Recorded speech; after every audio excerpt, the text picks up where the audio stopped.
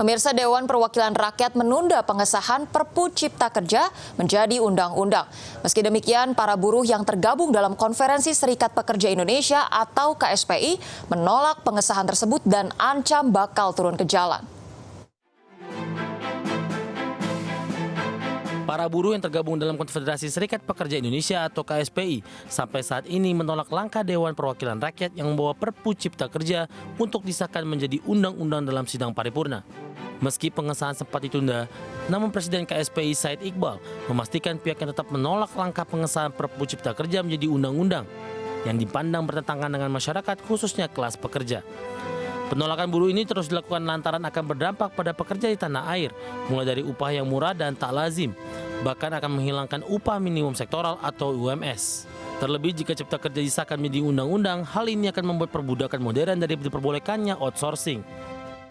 Hasil analisisnya yang menyatakan 66,3%, kalau saya keliru dalam angka tolong dikoreksi, 66,3% masyarakat menolak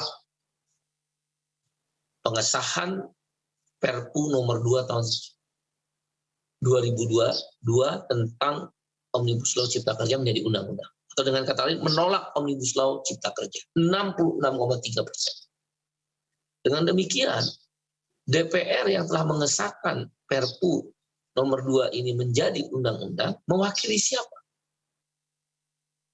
Jelas Litbang Kompas telah melakukan sebuah survei yang melahirkan 66,3% masyarakat termasuk buruh menolak Omnibus Law Cipta Kerja.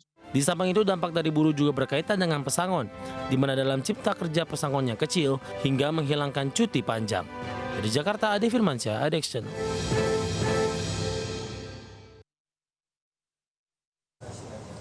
Ya, pemirsa, berikutnya kalangan pengamat ekonomi menyatakan lebih setuju penetapan Perpu Cipta Kerja dikaji dahulu secara mendalam, sehingga penundaan pengesahannya ini dinilai sangatlah tepat.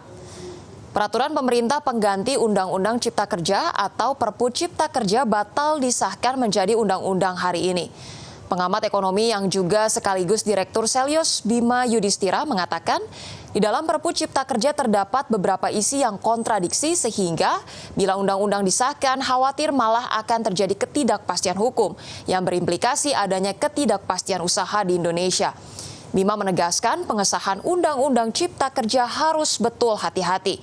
Seharusnya memang pemerintah membuat undang-undang tidaklah terburu-buru, harus mengkaji secara matang dan berpartisipatif.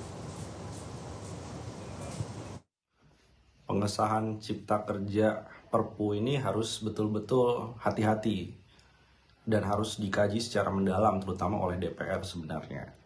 Karena di dalam Perpu Cipta Kerja, yang pertama itu adalah soal urgensi adanya krisis ekonomi secara global yang berdampak terhadap Indonesia.